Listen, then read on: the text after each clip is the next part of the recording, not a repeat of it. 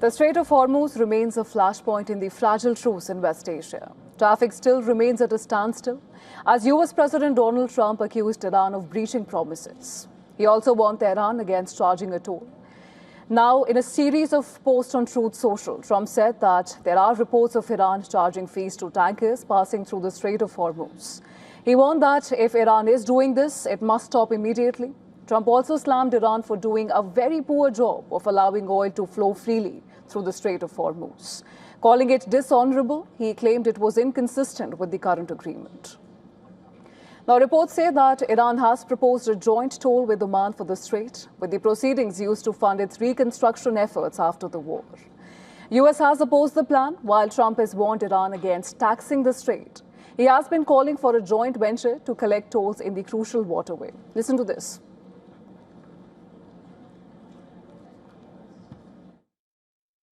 And who's in control of it? Will Iran still be able to control the flow of oil? Be jointly controlled. By who? Maybe me. Maybe me. Want the United States to be in Me control and of the Ayatollah, whoever the Ayatollah is.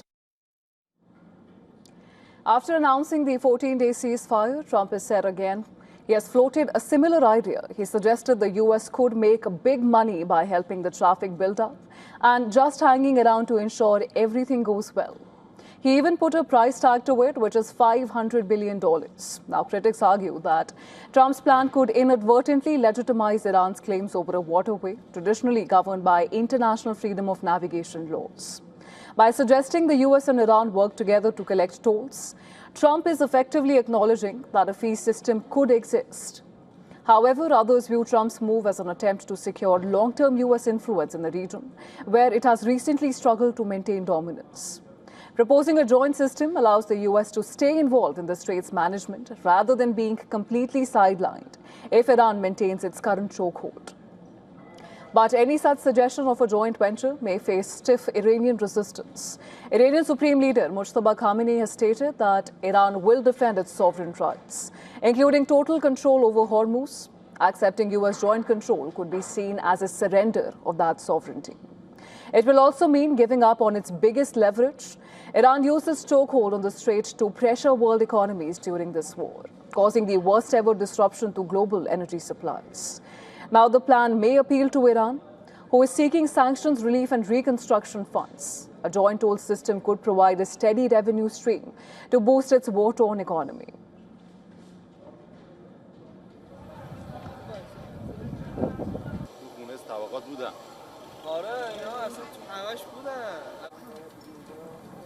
But such an arrangement may be opposed by US allies in the region. Gulf Cooperation Council nations fear that a permanent Iranian leverage over the strait, legitimized by a joint venture with the United States, it is going to leave them vulnerable to economic blackmail and constant threats of disruption. Meanwhile, the Strait of Hormuz saw minimal traffic on Friday. According to ship tracking data, only about a dozen ships passed through the Strait of Hormuz in the first 2 days of the ceasefire. There was no sign that Iran was lifting its near-total blockade of the strait. Tehran cited Israel's ongoing attacks on Lebanon, which included the heaviest strikes of the war, as a key sticking point.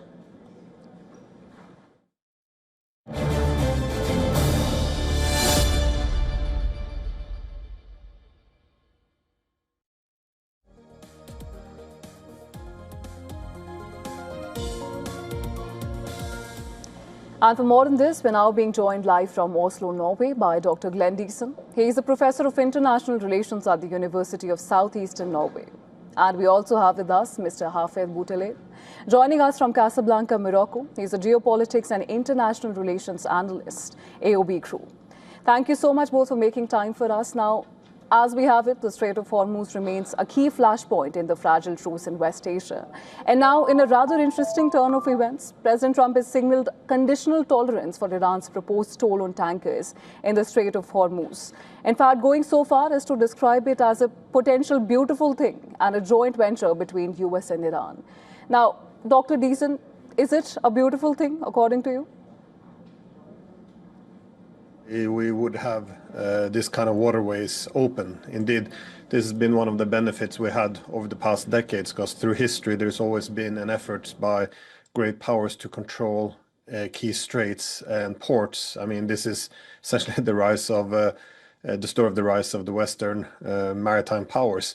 But no, I don't think it's a good thing. However, it's an understandable thing, given that the only reason why the US isn't bombing nuclear reactors in Iran, its energy fields, or carpet bombing its cities is because the Iranians can control the Strait of Hormuz. So it is an instrument in war. But that doesn't mean that it's a good thing. This being said, I think also that the US now is trying to backtrack on what the Iranians have made very clear, which is that they will not give up the hold on the Strait of Hormuz, and they will set certain conditions on it. First of all, and most importantly, to collect reparations so they can rebuild after this attack by US and Israel. So I think first Trump tried to reject that this should even be permitted. The waterways should be open, but then once he realizes he won't be able to force the Iranians to do anything, I think now the plan B is try to get in on it. So the US will maintain some influence and ideally make some money as well. Right, and Mr. Boutaleb, critics were quick to warn that such a partnership, even hypothetically, it could formalize what is currently a disruptive and rather contentious situation for the entire region, and especially which we would not have been in had the US not decided to unilaterally attack Iran, effectively giving Iran this leverage which it did not even have before the conflict. How are you reading into this?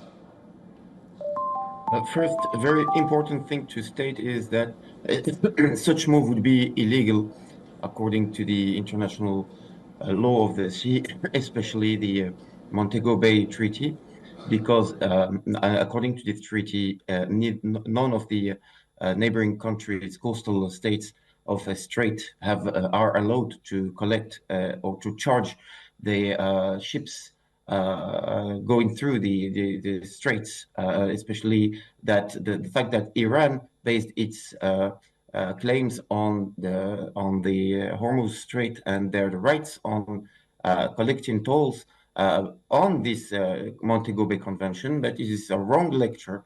The reality is that yes, some countries or neighboring countries or coastal countries can impose some regulation laws related to environment. They can organize shipping lanes, but they can't collect tolls. For very, very exceptional reasons like use of ports. But in that case, we are talking about the rights of navigation, and they have no rights in collecting tolls. So this would be illegal. And of course, even if United States join, it would be illegal. But this is just surprising statements from President Donald Trump. And I think that the President Donald Trump wants a permanent ceasefire with Iran, and that's why he's not escalating in his statements, and instead he's tempering, and he's looking to temper the Iranian rage, of course. But on the other side, the Iranians as well are trapped by the Israelis, and they on the southern Lebanon, and they need a way out, and for them the best way out would be pressuring the United States with this instrument that is the Hormuz Strait through the negotiation to push Washington to pressure on her side Tel Aviv, so the Israelis withdrew from southern Lebanon. So this is what's on stake. What's on stake now is not really whether yes or not the Hormuz Strait will be definitely freed. I think that is a possible outcome. What is on stake now is mainly the events in southern Lebanon and what the Israeli army will do. Right, we hear whether you, they Mr. will annex Boutaleb. Of course, that southern remains to be Lebanon or seen. withdraw. But let me quickly bring in Dr. Deason in here as well. Now, Dr. Deason, do you think that Iran would be willing to consider a joint control of the Strait of Hormuz, given the deep mistrust on both sides here? Well, they would consider a joint management, but not with the United States. They would have joint management with Oman, because of all the Gulf states, Oman has been the least hostile, and it's also been the country that Iran has been able to work with. That doesn't mean that relations have been great, but for geographical reasons, that is, Oman has the other side of the strait, and because they also haven't joined in directly in the war against Iran, I think they would be willing to co-manage it with Oman. But with the United States, I don't see it, because not only is a key purpose to get reparations, but also keeping the United States out of this would be an instrument for making sure that the US and Israel can't do this again. Again, they could limit the access of the Gulf states to the Strait of Hormuz if they host hostile US forces in the region. They could also put pressure on the United States by compelling countries to not essentially pay the toll in US dollars, not even sell their oil in US dollars. So controlling the Strait of Hormuz is quite important if Iran wants to defend itself from future American and, by extension, Israeli attacks. This being said, I just want to say I don't dispute the problems in the legality of what the Iranians are doing. I'm just saying that international law itself appears to be withering away. Because the unilateral sanctions on Iran have not been legal. Hijacking Iranian tankers through the years has not been legal. That is denying also Iran the right for civilian nuclear power, according to the Non-Proliferation Treaty, is also not legal. Furthermore, the two strikes and attacks, surprise attacks on Iran, also violation of international law. Not to mention, of course, attacks on Iranian civilian targets, the threats of genocide. I mean, all of this goes strictly against international law. So I don't think international law will have such a high priority when it's not seen as being respected by the other side. Those are all very valid points, Dr. Deason. Now, Mr. Boutole, would you agree with that assessment? Can Iran, under any circumstances, look at a joint venture with the US? Because with reports suggesting that fees of up to $2 million per vessel could be incurred, why would it be willing to cut a deal with Trump, who is the very reason that they are in this position in the first place? Sorry, we've been interrupted for 10 seconds. Can you just reframe the question, if it's possible?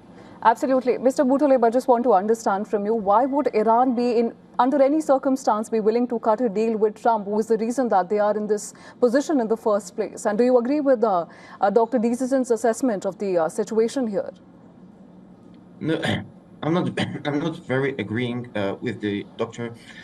For the simple reason is that it's not because United States infringed the international law that Iran has to do the same. There is an important point here. There's a Western opinion has divided on Iran. Contrarily to what happened with Ukraine and the 7th of October, or at least the first months after 7th of October, there was a within the Western opinion an agreement on that the United States and NATO action is valuable on Ukraine, and the Israeli action was justified somehow. On this Iran war, the Western opinion definitely clashed. And we can see that with the statements of the professor from Oslo, is that the Western Europe people opinion is now more closer to Iran or Iran statements, not necessarily Iranian regime, but their statements than the United States and Donald Trump's statements. The Iranians have been sensitive to that, and of course they are very careful in keeping the sympathy of Western Europe public opinion. And by let's also recall that this war has started unilaterally by the United States. So United States launched a unilateral attack against Tehran. If Iranians are or stay reluctant in brokering a definitive and lasting agreement with the United States, in accord with the United States and also with their allies in the region, this would push this public opinion to change their stance toward Iran, because this would mean that Iran is the responsible for the second round of the war, if it has to start again in 2 weeks, because seemingly the United States, they want now to go for a lasting peace. And this is for the first statement of Professor. I agree about Oman, yes. And also concerning the Montego Bay, the only country, the Montego Bay Treaty on the Law of the Sea, the only country that has ratified it in this equation is Oman. Iran has never ratified it, although they are part of it, and the United States neither. So the only country that is now complying with the rule of law is Oman, and Oman have a strong legitimacy and also close to somehow to both sides. They are a close ally of the United States, but also Right, they Mr. have Bhutale. Of course, we'll cultural have and to religious wait and see how ties that with evolves. Iran. But another persistent question is, of course, what would this episode do to U.S. credibility, A, and its relationship with the GCC and the regional allies? Where does this leave them? Dr. Deesat, why don't you take this one? Well, I think it's going to be weakened. It's a bit like the relationship with the Europeans. I think a declining hegemon will no longer be in a position to provide security. And I think the experience of the Gulf states has been that the US is inviting conflict. That is, Iran wasn't threatening anyone and until the United States used their territory to attack. I mean, there's a lot of similarities, again, to other frontline states, which is why the Europeans are also finding themselves vulnerable and could face retaliatory attacks after NATO's proxy war against Russia.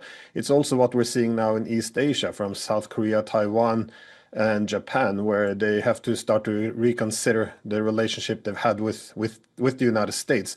Given that once the US was a hegemon, the alliance system was, well, the best guarantee for security. But for a declining hegemon, they will make themselves very vulnerable and provoke neighbors without having the necessary protection. So I think the Gulf states will be a bit concerned about the partnership with the United States. And furthermore, as I said before, if Iran can have significant influence over the Strait of Hormuz, they can further decouple the US from the region. Again, if they compel countries to not trade in the US dollar, that would essentially dismantle the petrodollar system that links the US to the region. And they can also pressure countries to not rebuild the bases or even expel US troops from their territories, such as what we've now seen or see ongoing in Iraq. So I also just would like to add that I don't think the people will see or that Iran will be responsible if hostilities break out after the ceasefire, because the ceasefire was not a political settlement. It was a 2-week ceasefire. And furthermore, the United States hasn't even abided by the rules. That is, they conveniently took Lebanon away from the ceasefire, allowing Israel to continue to attack Lebanon. Right. And also the conditions have not been met. Absolutely, Dr. Deesat, and we'll have to wait and see if something definitive comes out of the talks in Islamabad to give us a sense of where this conflict is headed. But for now, thank you so much both for joining us in the broadcast and sharing your perspectives with us.